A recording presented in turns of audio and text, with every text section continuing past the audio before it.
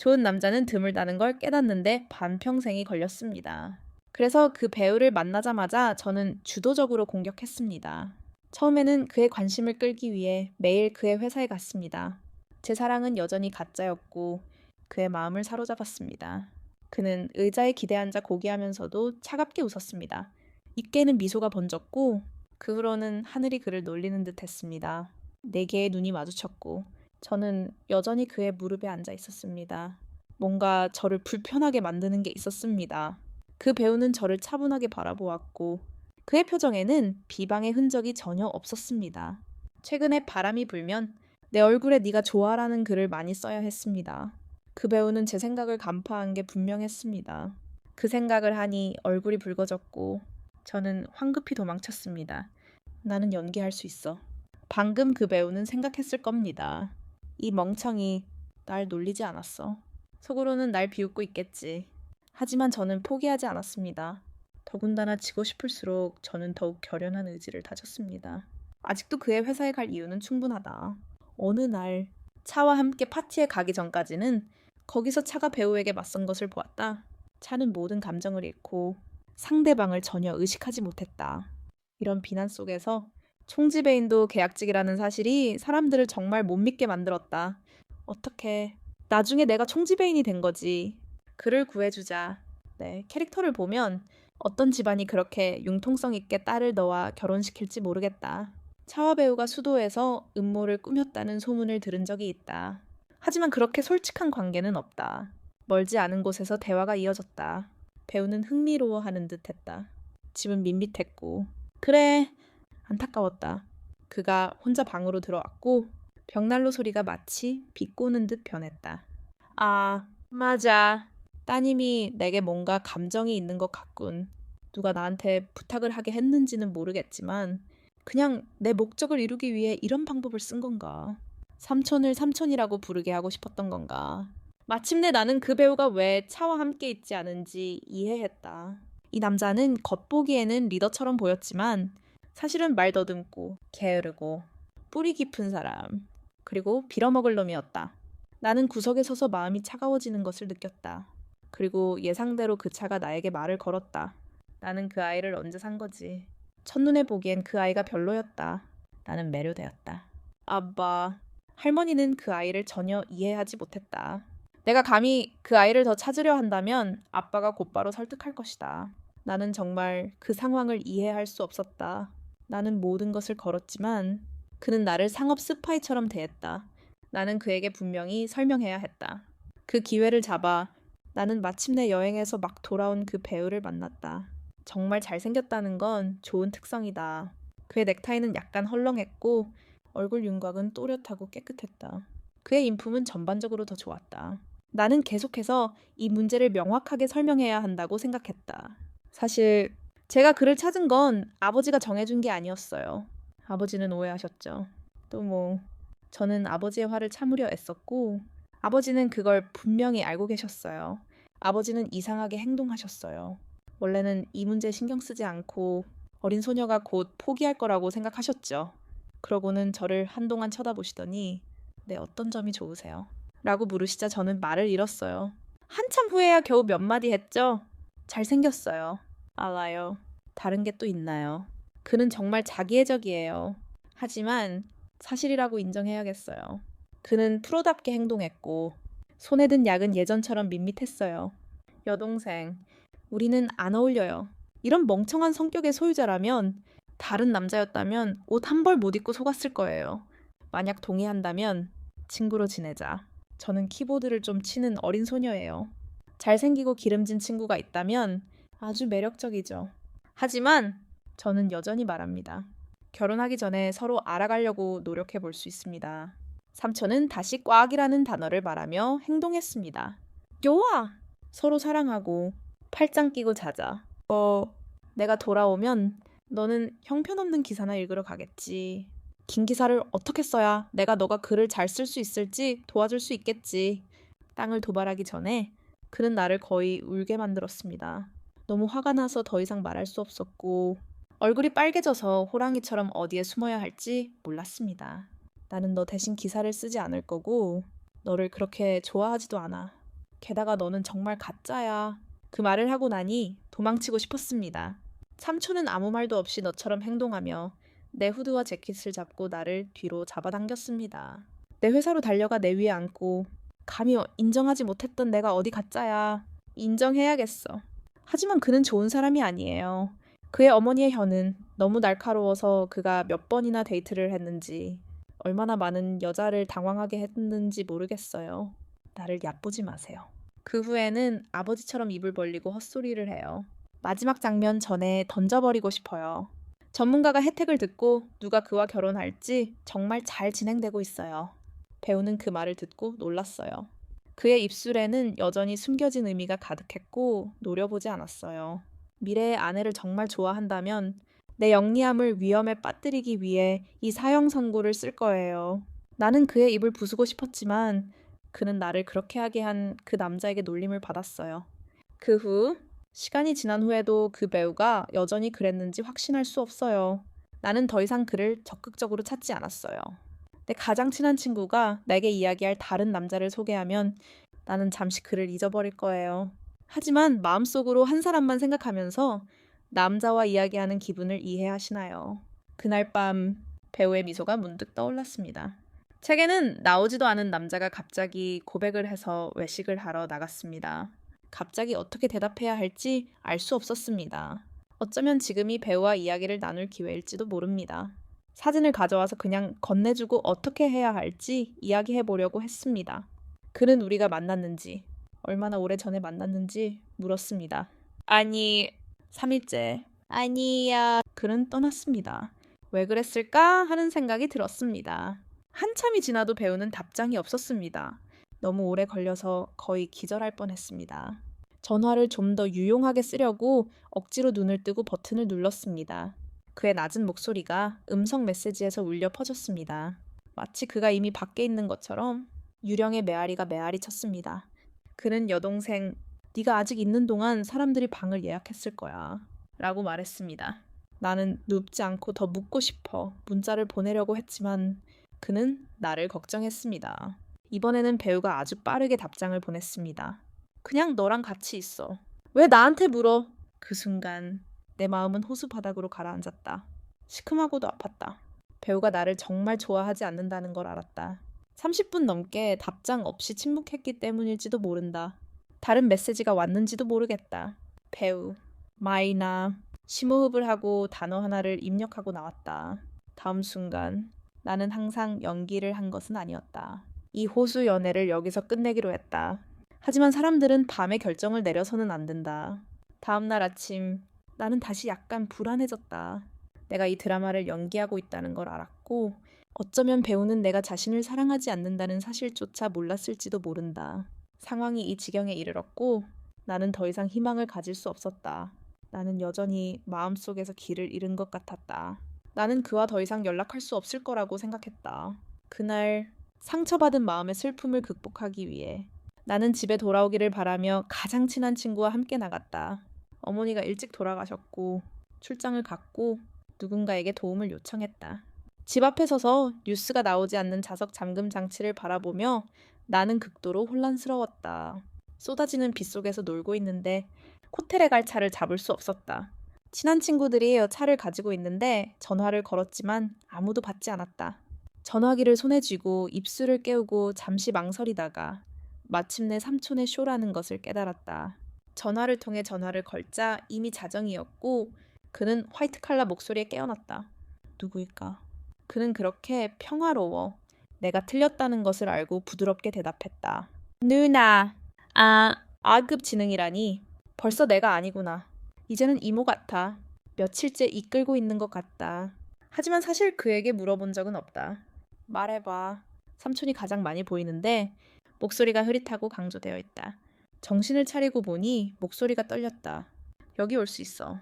그는 어디 있니? 라고 물었습니다. 집 앞에 있는데 자물쇠가 잠겨 있어서 들어갈 수가 없어요. 아버지는 어디 계시니?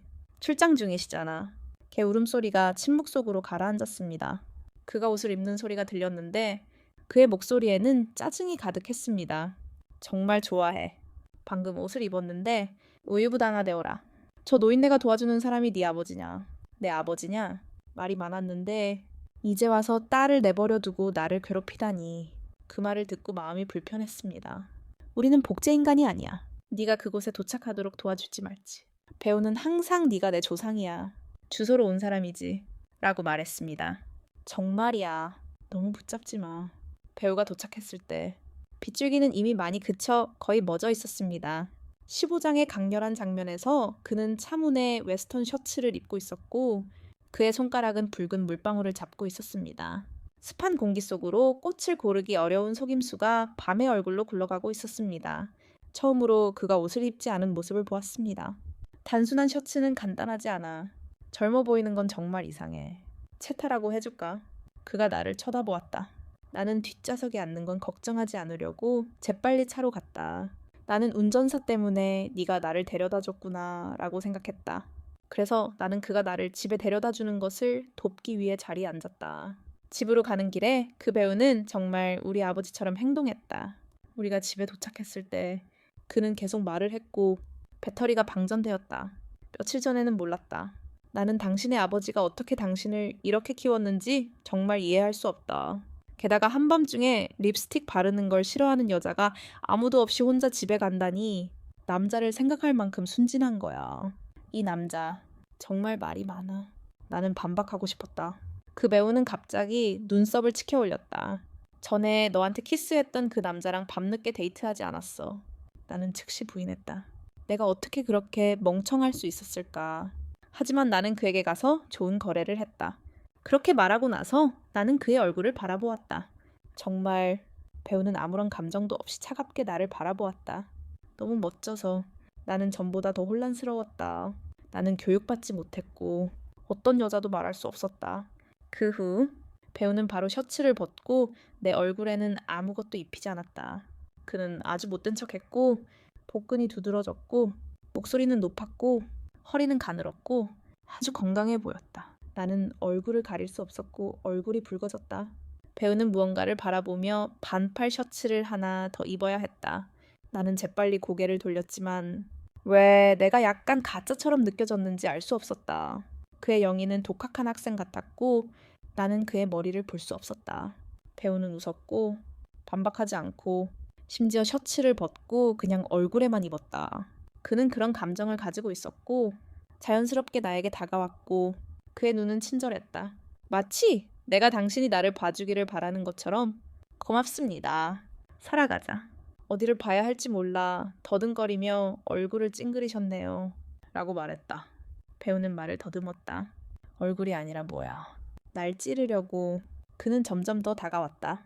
나는 일어나지 않을 수 없었다. 참지 못하고 몸을 일으켜 온몸을 앞으로 숙였다. 내 입술이 그의 광대뼈에 닿았다. 다른 공간의 공기가 어두워졌다. 그런데 갑자기 불이 타는 듯한 느낌이 들었다. 피부가 촉촉하게 젖어 닿았다가 곧바로 사라졌다. 삼촌의 IT 하인이 살짝 움직이는 것이 보였다. 손도 빨갛게 달아올랐다. 뭘 하는 거야? 뭘 하고 싶은 거야? 삼촌의 행동이 어지러워졌다. 삼촌은 잠시 멈췄다. 내가 만졌던 곳마저 빨갛게 달아올랐다. 누가 거기서 다시 잤다는 거야. 나도 무서워서 뭐라고 해야 할지 몰랐다. 어디서 눈이 멀었니? 오빠. 아니, 내 집에서 자고 싶어. 그렇게 말하자. 내가 뭔가 잘못했다는 걸 깨달았고 황급히 변명하려고 애썼다. 삼촌의 눈빛이 이상해졌다. 이렇게 놀고 싶어 하는 듯 했다. 온몸으로 자고 싶어. 더 이상 삼촌을 쳐다볼 엄두가 나지 않았다. 안방에서 자고 싶다는 뜻이었다. 너무 많은 것을 요구한다고 놀릴까봐 걱정했는데 뜻밖에도 조상의 시내라는 한마디만 하고는 나를 지나쳐갔다. 사실 나와 액팅 삼촌은 이제 단순한 아는 사이가 아니다. 이는 아버지의 성견지명 덕분이다. 7, 8년 전쯤에 아버지는 고급 주택가에 빌라를 사서 포위하셨다. 이사 온 지 며칠 안 됐는데 액팅 삼촌이라는 이름을 들었다. 삼촌 집안은 3대째 사업을 이어오고 있는데 특히 어머니는 상류층에서 유명하다고 한다. 석유가 풍부한 지역에 살면서 아우디 AA를 몰고 다니는 액팅 삼촌의 어머니를 모르는 사람이 어디 있겠는가. 당시 나는 8학년이었고 액팅 삼촌은 10학년이었다. 제가 살던 지역에는 동네 아이들이 많았는데 갑자기 저를 끌고 가서 가족 놀이를 시키고 또 시키는 대로 하게 했어요. 그날은 액팅 삼촌이 학교를 졸업한 후에도 그도 필요한 인원을 맞추기 위해 그물에 끌려 들어갔어요. 하지만 그는 가장 멍청한 사람이 되고 싶지 않았고 아이들을 섞는 사람이었기 때문에 몇 번 연기를 하기로 동의했습니다. 그와 저는 서로 옆자리에 앉았고 종종 다져지고 진흙이 묻은 음식을 먹었습니다. 우리는 서로 여자에 대해 이야기하지 않았지만 저는 그와 몇 번 결혼했습니다. 그 당시 저는 인내심이 무엇인지 이해하지 못했습니다. 제가 공부를 위해 졸업하고 파티에서 우연히 그를 다시 만날 때까지 말입니다. 왜 제 마음속에 무언가가 천천히 꼽히는지 모르겠습니다. 지금 저는 그의 아파트에 있는 그의 침대에서 자고 있습니다. 나무 냄새와 그림 냄새 같은 향기가 공기 중에 있습니다. 저는 잠들 수 없지만 배우에 대한 꿈을 꿉니다. 꿈에서 그는 저에게 몸을 굽혀 그의 버전이 되고 싶냐고 물었습니다. 제가 대답하기도 전에 저는 제가 쉽다고 해석했습니다. 저에게 전화하세요. 그는 침대에서 자고 부르는 꿈을 꾸었고 그는 정말 변태적이었습니다. 그는 집에서 매우 변덕스러웠고 배우는 여전히 쉽지 않았습니다. 어젯밤 저를 데리러 와준 것에 감사하는 의미로 아침을 만들어주려고 했습니다. 찬장 속 불빛을 이용해 계란 국수 한 그릇을 끓였습니다. 기다리는 동안 기분이 좋았고 몇 가지 동작도 추었습니다. 주사 맞을 날이 오면 살살 해주시면 다시 올 수 있을 거예요. 그의 목소리는 쉰 채였습니다. 저는 몸을 가누지 못하고 돌아섰는데 문틀에 기대어 서서 저를 바라보는 배우가 보였습니다. 그의 입은 정말 구리색이었는데 제가 춤을 잘 추지 못할 리가 있겠습니까? 제가 그렇게 말하면 배우가 화를 낼 겁니다. 요리용 삽으로 그의 머리를 후려치고 싶었습니다. 저는 아침을 아주 맛있게 먹었지만 배우는 그다지 열정적이지 않았습니다. 그 후로는 먹지 않았습니다. 익숙하지 않았기 때문입니다. 저는 수줍음이 많았고 그가 원한다면 매일 아침을 만들어줄 수 있었습니다. 아침을 가르쳐주어서 고맙습니다. 배우는 리듬이 흐트러진 채 깊은 눈으로 저를 은밀히 바라보고 있었습니다. 보기에는 나쁘지 않았지만 저는 그가 무슨 생각을 하는지 알 수 없었습니다. 남자들에게 속는 건 행복하지 않아. 그는 마치 여자들을 잘 이해한다는 듯 멈칫했다. 여자들은 남자의 본성을 이해할 수 있으니까 어쩌면 그게 그가 자신의 의무에서 내려놓은 것일지도 모른다. 사랑해 본 적 있어. 가장 여유로운 행동. 사랑해 본 적 없는 행동. 난 눈이 없어. 누가 믿겠어. 해본 적 없는 남자들과는 사랑할 생각도 하지 마. 나는 망설였다. 잠시 그와 함께 있는 동안 나는 온 세상 남자들을 되돌아보는 듯했다. 그리고 그 끝의 대가는 사랑하는 사람들이 종종 곁에 없는 사람들이라는 것이다. 연구 프로그램에 있는 한 남자가 내 눈앞에 너무 가까이 있어서 버릇없이 굴었다. 눈썹을 치켜 올리며 주인의 차례를 기다리며 당신과 또렷하게 이야기하고 있었다. 나는 어깨를 으쓱하고 아침을 계속 먹었다. 더 이상 경쟁하고 싶지 않았다. 잠시 후 나는 고개를 들었고 그 행동이 여전히 나를 바라보는 것을 보았다. 그 후 그는 미소 지었다. 사랑해 본 적 있어. 나는 물론 처음부터 고개를 끄덕였다. 그는 과거에 불행했던 일들을 이야기하며 당신을 떠났고 나는 그 때문에 깜짝 놀라 잠에서 깼다.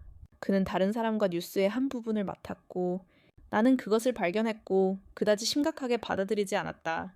그 배우는 매우 이중적인 것 같았다. 그가 나보다 잘생겼을까? 물론 아니다. 하지만 그가 자만하는 것을 원하지 않았다. 응, 너보다 조금 더 잘생겼어. 그 배우의 얼굴이 즉시 어두워지며 차갑게 말했다.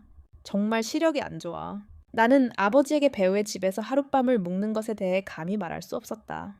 우리가 다시 침묵 속으로 돌아갈지 불확실했다. 가끔씩 몇 번이나 읽어보려고 펼쳤지만 뉴스를 펼칠 이유는 없었다. 눈을 뜨는 그 분위기는 꿈만 같았고 아무도 다시 언급하지 않았다.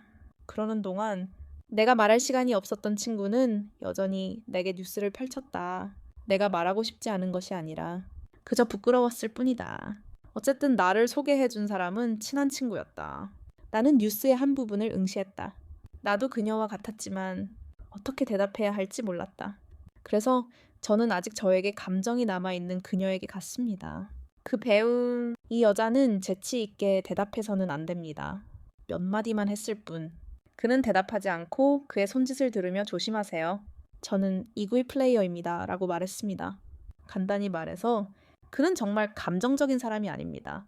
거절할 수 없습니다. 삼촌은 다시 연기를 했습니다. 아직은 지선을 믿는 사람이 아닙니다. 그의 손짓이 정말 싫습니다. 그의 목소리는 낮았고 그의 말에서 감정을 무시하면 매우 약하게 들렸습니다. 저는 다시 연기하는 척하지 않았습니다. 의도적으로 하지 않았지만 그는 어린 소년처럼 보였습니다. 그가 나왔을 때에도 훌륭했습니다. 삼촌은 어린 소년처럼 연기했고 돈도 있었습니다. 그는 정말 남자였습니다. 저는 삼촌이 연기하는데 인간 혐오증이 있다는 의심이 들기 시작했습니다. 최근에 그런 프로젝트 입찰이 삼촌이 그냥 통과될 수는 없었을 것이고 약간의 부수적인 혜택만 받았을 것입니다. 바람은 절차상 문제가 있었고 겨울은 아직 해결되지 않아 삼촌 일행과 협상해서 하루 연기해야 했습니다. 그는 아무 말도 하지 않았고 저는 조금 부끄러운 마음으로 저를 내려다보았습니다. 마침내 배우는 갑자기 조용해졌습니다. 멍하니 무슨 일이 있을 때만 저를 기억하는 것 같았습니다. 그는 도대체 뭘 하는 걸까요? 이런 악순환에 갇힌 사람입니다. 간단히 말해서 사장님, 조금만 공감해 주시겠어요? 우리가 서로에게 어떤 존재인데 제가 왜 공감해야 하죠? 은화 좀 주세요. 집에 돌아가시면 제가 아침을 차려드릴게요. 아침 먹는 게 익숙하지 않다고 말했던 그날이 아직도 기억납니다. 하지만 결국 그는 아침을 다 먹어 치웠습니다. 배우는 더 이상 아무 말도 하지 않고 이번에는 그냥 말했습니다. 마침내 계약이 성사되었습니다. 우리는 바로 본사에서 회의를 하기로 했습니다. 저는 아직 출장 중이었고 너무 바빠서 그랬는지 아니면 새엄마를 찾고 있어서 그랬는지 잘 모르겠습니다. 우리는 그저 토끼 같았지만 어쨌든 그는 저에게 관심이 없었습니다. 배우와 제 관계에 의문이 들기 시작했습니다. 친구라고 했지만 항상 뭔가 문제가 있었습니다. 친한 친구가 전화로 제 경험을 바탕으로 분석해 주었고 저는 스스로에게 물었습니다. 모든 게 그렇게 복잡한 걸까요? 30분 정도 미팅이 시작되려던 참에 누군가 와서 이야기를 나누었습니다. 그 사람이 떠난 후 우리는 잠시 즐거운 대화를 나누었습니다. 멈춰서서 멀지 않은 곳에 서 있는 배우를 보았습니다. 그가 언제 거기 서 있었는지, 얼마나 오랫동안 저를 쳐다보고 있었는지 알 수 없었습니다. 그가 더 가까이 와서 추파를 던진 걸까요? 거짓말이군요. 배우가 제게 키스를 해주었습니다. 첫 계약서였죠? 저는 손을 들어 가방을 건넸습니다. 마치 집이 그리운 것처럼. 그에게 뭔가 물어보라고 남자의 입장에서 달라고 말했습니다. 제 가장 친한 친구라고 고백했지만 거절당했습니다. 그런데 그 남자는 우리가 친구가 될 수 있다고 했습니다. 왜 그럴까요? 돈을 너무 많이 쓰면 금방 망가질 텐데. 안 그래요. 배우는 희미하게 미소 지었고 감정에 따라 눈빛은 거의 움직이지 않았습니다. 너의 플러팅을 보는 것만으로도 충분히 피곤한데 너는 나에게 내 친구의 사랑 문제를 해결하라고 하네. 내가 뭐라고 생각해? 나는 군침이 돌았고 내 목소리는 커졌고 너는 플러팅? 무슨 플러팅? 네, 질문에 대답해. 삼촌은 마음속으로 오랫동안 행동했고 나머지는 내가 했어. 정말 잠깐 생각하고 대답해. 난 못해. 포기하고 포기해. 듣고 나니 사랑이 터져 나오는 것 같았어. 그래서 그도 다른 남자들처럼 그렇게 생각하는 거였어. 삼촌은 깨달은 듯 행동했고 다르게 웃었고 그의 눈은 약간 화가 나 있었다. 내가 언제 너를 데이트에 청했어. 너는 내게 조언하거나 이용했어. 네, 눈에 내가 그런 냄새가 나. 그의 얼굴에는 내가 진심이라고, 그녀가 너무 태연하다고.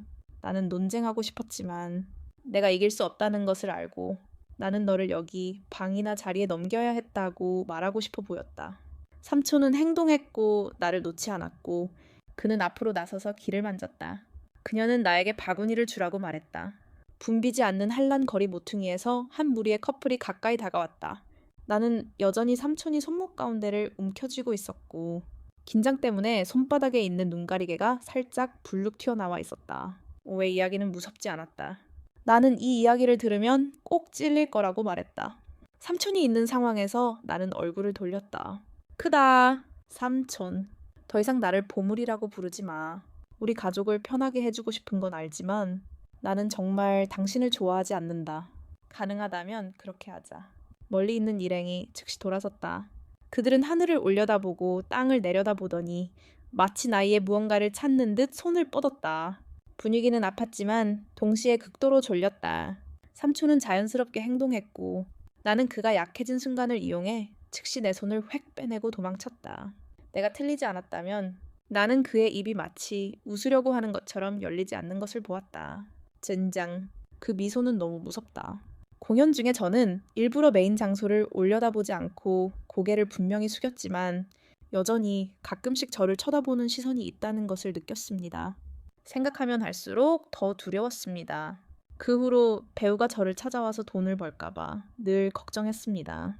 만약 그가 프로젝트 때문에 바빠서 제게 신경 쓸 시간이 없다면 제가 돌아왔을 때 이 일이 결국 그 사람에게까지 전해져서 제 딸에게 관심을 갖게 될 거라고 생각했습니다. 그 사람이 저를 데려오자마자 바로 소개팅을 주선해 주었고 양쪽을 계속 칭찬했습니다. 우리가 만났을 때 저에게 기대한 자 있던 그 사람은 자신이 약하고 제 대학인 쭝지우를 사려고 한다는 것을 증명했습니다. 저에게 기대는 것이었습니다. 헤어졌을 때 저는 후회했습니다. 이제 제 운명이 왔으니 아시다시피 저는 말을 멈췄습니다. 그럴 수 없었습니다. 말을 마치고 일어나 그에게 기대려고 등을 기댔습니다. 그런데 그날 아는 사람이 문으로 들어오는 것을 보았습니다. 배우, 내가 아직 약할 때. 총듀도 그를 보고 즉시 일어섰다. 장군님, 우리는 너무 잘 어울립니다. 양쪽에서 술을 마시고 초대합니다. 배우가 쳐다보다가 총듀를 지나쳐 내게 멈췄다. 표정 없이 그와 입술을 맞추는 것이 최고였다. 이미지.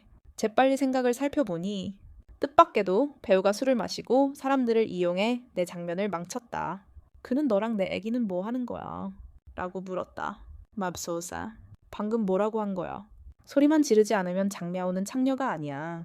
그는 음식을 주문하고 손을 비교하며 웃으며 말했다. 장군님, 오늘은 정말 잘 어울려요. 우리 가족이 소개팅을 주선했는데 그는 최고의 여자친구야. 말해봐. 이거 웃기지 않아. 나는 당나귀 더미 위에 앉아있는 것처럼 보였다. 내 가장 친한 남자친구가 배우보다 더 잘생겼다고 말했던 기억이 났기 때문이다. 하지만 솔직히 말해서 지난 2년 동안 장미아오는 나아지지 않았고 오히려 전보다 더 지루해졌다. 장미아오는 아무 표정도 짓지 않다가 두 사람이 자기소개를 시작했다. 이 사람은 정말 남과 비교하는 마음이 있구나. 나는 더 이상 말을 잇지 못하고 막 말을 꺼내려 했지만 장미아오는 무슨 말인지 알아듣지 못하고 고개를 끄덕였다. 우리 집은 주로 건축 자재와 물류를 다루는데 연간 수익은 부럽지 않습니다. 물론 사장님께서 협력 프로젝트가 있다면 저에게 연락하세요. 말을 마친 그는 명함을 한 장 더 나눠주고는 나를 돌아보며 이야기를 이어갔다. 우리 집은 원래 타짜 산마을 출신인데 제가 직접 마을을 세웠습니다. 지금은 제 힘으로 두 도시에 안정적인 회사를 세웠습니다. 졸업 후 회사에 입사해서 15일 밤을 지냈는데 부럽지 않지만 따라오시면 제가 돕겠습니다. 삼촌은 초조한 어조로 이 말을 들었다. 타짜 마을 여러분. 여러분 모두 타짜입니다. 중지우가 웃으며 말하는 건 당연한 일이지만 아직 기회를 주지 않으실 거라는 걸 알고 있습니다. 오늘은 총지배인도 나를 위해 증언하듯이 와 계셨다. 기회는 준비할 줄 아는 자에게만 주어진다. 내가 그러겠다. 기회가 없는 자는 준비 없이 낭비하지 마라. 말 다 했지. 내 차례다. 너는 아프다. 대행 삼촌이 쯔엉지우를 가리켰다. 알았어. 내가 말했잖아. 너희 둘 다 아프다고. 삼촌은 다시 행동했다. 내게로 돌아선 몇 사람처럼 내가 어떻게 그럴 수 있었겠어. 나를 봐. 나는 그저 약간의 수다만 떨었던 사람이야. 언제 그런 걸 좋아했어. 나는 소개팅만 보고 유명해졌는데 왜 소리쳐. 삼촌은 다시 행동했다. 나는 친절하고 너를 친구로 생각하는데 내가 소리치고 싶다고 생각하니 차에 누는 병과 같으니 뭐 어때. 그는 숫자의 집에 살고 방식을 받아들이고 나는 그에게 편지를 쓰고 싶다. 여동생, 사랑이 본래 좋다고 생각해. 평범한 사람이 오기였던 적이 있었어. 왜 그렇게 화가 났는지 이해가 안 돼. 험담하는 그 사람은 마주보고 있어야 할 장을 살짝 눈을 마주치며 감히 참지 못하고 할 일이 있어서라고 한마디 하고는 끼어들 준비를 하는 거야.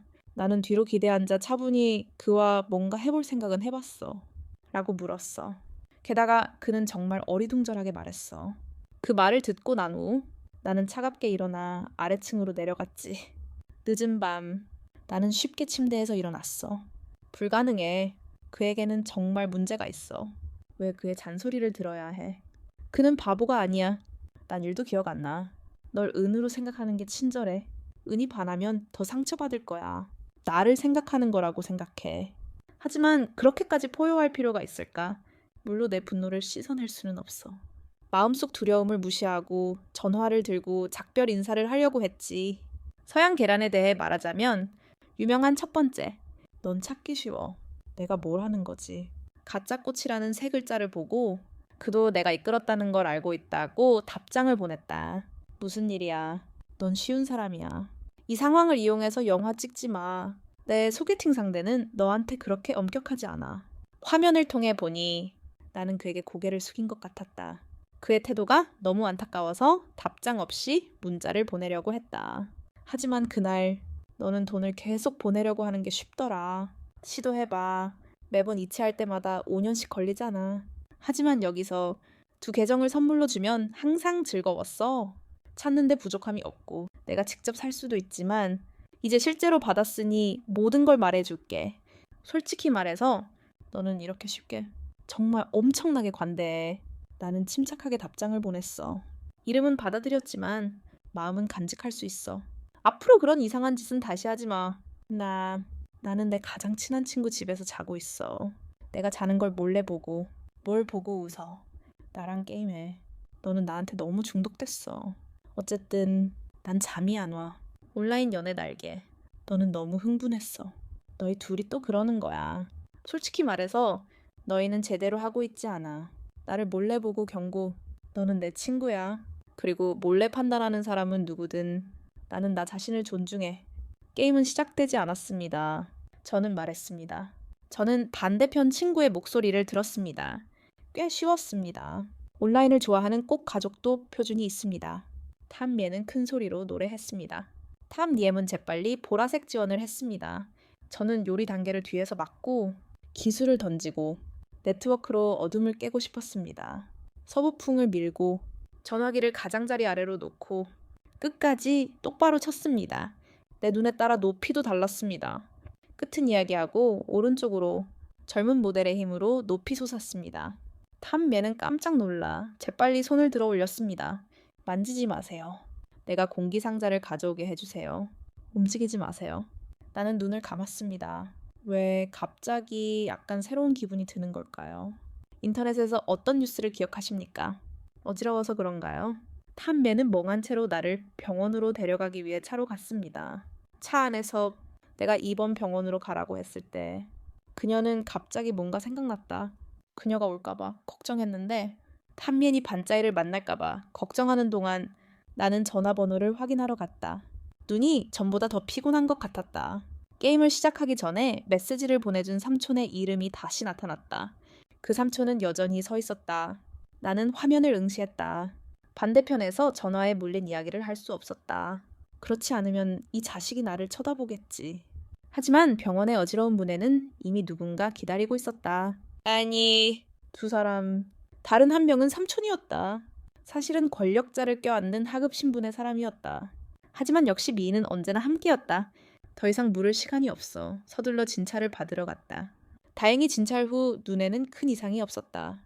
삼촌이 들어왔는데 얼굴 상태가 좋지 않았다. 방금 진찰을 마친 의사가 얘야. 이 상처는 사실 뒤에서 전화가 물려서 생긴 거야. 라고 물었다. 나는 뒤로 기대앉았고 삼촌도 그것을 즐기며 마지못해 설명했다. 채치지 않았어요. 삼촌은 돌아서서 왜인지도 모른 채 나를 웃게 했다. 의사는 안도했다. 바퀴벌레가 내 코를 에워싸고 있었고 나는 정숙함을 건드릴 수 없었다. 그리고 나를 내버려 두었다. 복도 밖으로 나오자 삼촌은 내게 재킷을 주며 입혔다. 나는 피곤했고 그것을 받기가 꺼려졌다. 삼촌이 함께 가는 비밀 요원의 남자친구와 어떤 관계인지 물었다. 삼촌은 아무 말 없이 나를 바라보았다. 사촌은 얼굴을 꼿꼿이 세우고 나를 끌고 여자친구를 만나러 갔다. 나는 다시 소리를 냈고 삼촌은 나를 바라보며 부드럽게 말했다. 누군가 필요하면 그냥 가세요. 삼촌은 아무 말도 하지 않고 눈을 내리깔았다. 마침내 기지개를 켜며 손을 들어 내 머리카락을 쓰다듬었다. 다친 곳이 있는지 살폈다. 그의 목소리는 고객이었다. 고통은 없었다. 어른처럼 장난을 치는 듯 했지만 동시에 우리에게도 목소리를 남겼다. 몇 번이나 괜찮을까? 황은 너무 가까이 있어서 그의 속눈썹, 눈 색깔, 심지어 손끝이 스치는 2단계까지 선명하게 보였다. 살짝 따끔거렸다. 이나 그는 전보다 더 잘생겼다. 문 밖을 나서면 또 다른 여자가 들어올 것 같은 그런 미인이었다. 친구, 이름, 외모, 그리고 사람들이 무시할 수 없게 만드는 매력. 전에는 잘생긴 얼굴 때문에 그를 쫓았다면 설령 거절당하더라도 마음 편히 그 얼굴로 있을 수 있었다. 이렇게 보니 정말 하늘을 치는 것 같았다. 그를 완전히 놓친 것 같았다. 눈이 마주쳤고 배우도 자신의 행동이 과했다는 것을 깨달은 듯 손을 놓고 부자연스럽게 말했다. 내 말을 무시할 수 없었기 때문이다. 다른 바지를 입어보니 더 부드럽게 그리고 그의 향기가 더 좋았다. 최면술사와 남자친구가 돌아왔을 때 우리는 여전히 그 자리에 서 있었다. 마주보고 한 사람이 먼저였다. 의사 선생님은 뭐라고 하셨을까? 두 사람이 대원했다. 더 이상 고집하지 마. 배우를 볼 감도 없어. 빨리 판사를 끌고 가. 집에 가도 괜찮아. 그냥 졸려? 그날 밤 나는 다시 눈을 감고 전화를 켜자. 배우의 답장이 없는 메시지 너머에 새로운 메시지가 나타났다. 배우, 여동생, 날 도와줘? 무슨 말이야? 나는 눈을 감았다. 어떻게 설명해야 할지 몰랐다. 그때 나는 스스로를 통제할 수 없었다고 해야 할까? 후회. 정말 후회. 결국 나는 여전히 답장을 하지 않았다. 반면에 배우는 밤새 잠들 때까지 나에게 무시당했다. 다음날 시크릿 에디터는 친구가 저녁 식사를 열고 나를 끌고 가고 싶다고 말했다. 배우가 거기에 있을 거라는 건 확실히 알았지만 그의 집에서 저녁을 먹을 거라고는 예상하지 못했다. 나와 배우 사이에서 그가 갑자기 잠을 멈춘 이유는 모르겠다. 그의 척추에 난 상처는 여전히 그대로였고 그는 조용히 리를 대신해 차 한 잔과 함께 내 파티에 참석했다. 슬픔에 잠긴 비밀 편집자는 술을 너무 많이 마셨고 친구는 그녀와 함께 화장실에 가야 했다. 친구는 얼굴이 창백해지며 배우 쪽을 가리켰다. 그는 나를 바라보며 느긋하게 물었다. 잘 잤어. 나는 고개를 끄덕였다. 잘 참았고 너도 어떻게 생각해? 아마 잘 참았겠지. 배우는 웃다가 잠시 멈췄다. 나는 날 낚으려면 제대로 해. 라고 생각했다. 그녀는 말을 마치고 무슨 말인지 모르는 척했다. 그의 말을 듣고 있자니 마치 최면에 걸린 것 같았다. 나는 멈칫했다. 우리 친구 아니야. 걔가 무슨 친구야. 지금 나봐. 나는 널 바꿀 생각 없을 정도로 아껴. 그게 널 웃게 할 만큼이야. 오늘은 우리 둘뿐이었는데. 고백인가? 이제 어떻게 해야 하나? 어떻게 대답해야 하나? 얼굴이 붉어지는 것을 보고 나는 돌아서서 침묵을 깨뜨렸다. 그럼 나도 키스해야 하나?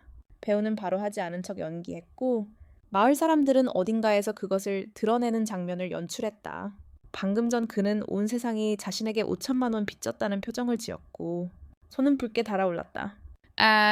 반복한다. 키스해줘. 알았지. 배우는 나를 바라보았다. 살짝 움직였지만 괜찮지 않다는 건 아니었다. 나는 고개를 끄덕이고 몸을 움직였다. 그가 다가오자 반사적으로 손을 뻗어 만지작거렸다. 커다란 식탁을 가리켰다. 아니, 식탁을 좀 치워달라고. 배우는 더 붉어졌기에 그는 쉽게 일어나 나를 흘끗 보고는 식탁을 치우러 갔다. 속이 메스꺼웠다. 나는 한쪽에 서서 웃음을 참았다. 연애 경험이 많지 않은가. 겉보기에는 연애 상대처럼 보이는데 왜 나는 사랑에 서툴다는 생각이 드는 걸까. 몰래 뒤돌아보니 갑자기 다시 술을 마셨는데 다행히 그녀가 제때 막아주었다. 둘은 계속해서 말다툼을 했고 그때야 그 배우가 거의 술을 마시지 않는다는 것을 깨달았다. 그가 술을 마시지 않자 그 배우는 너무 많이 마셔서 집에 갈 수 없어 라고 대답했다. 이건 내 집이야. 나는 그녀에게 말했다. 진작 도와줘! 누가 누구를 찾는 거야. 배우가 나를 데려간 건 바로 나야. 차가 멈추고 문이 열리자 바람이 다시 불어오는 것이 느껴졌다. 프로젝트의 주요 바람을 실어 나르는 바람이었다. 배우는 차문에 기대어 서두르지 않고 서 있다가 떠났다. 나는 그를 바라보았다. 그의 눈빛은 너무나 여유로웠다. 일행은 방금 한 잔 더 마신 모양이었다. 이제 차의 상태는 멀지 않았다. 나는 그에게 빨리 집에 가라고. 감기에 걸릴 길이라고 일깨워 주었다. 배우는 갑자기 고개를 끄덕였다. 그의 입술은 부드러웠다. 나를 걱정하는 마음이었다.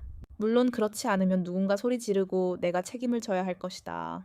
배우는 몇 번이고 웃었다. 그의 눈빛에는 변화의 기운이 느껴졌다.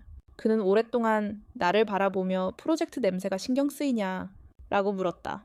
나도 이해하지 못했다. 그 직후 나는 일행 중 몇 명이 내 얼굴을 가렸다. 배우가 내 허리에 팔을 두르고 나를 더 가까이 끌어당겼다. 그의 나머지 몸은 내 얼굴을 들어올리고 고개를 숙인 채 키스를 퍼부었다. 향기가 모든 감각을 꿰뚫고 따뜻한 숨결이 뒤섞이며 깊은 키스는 고통스럽게 이어졌다. 그 순간 사라질 거라고 생각했던 심장 박동 소리만 들렸다. 싸싸. 거실 피아노는 여전히 켜져 있었고 나는 아마 아직도 TV를 보고 있었을 것이다. 그런데 삼촌은 일주일 만에 다시 내 허리에 손을 얹고 문 밖에 서서 내게 키스를 퍼부었다. 그물망의 머리는 거칠었고 친밀함은 마치 아래에 있는 작은 불빛 같았다.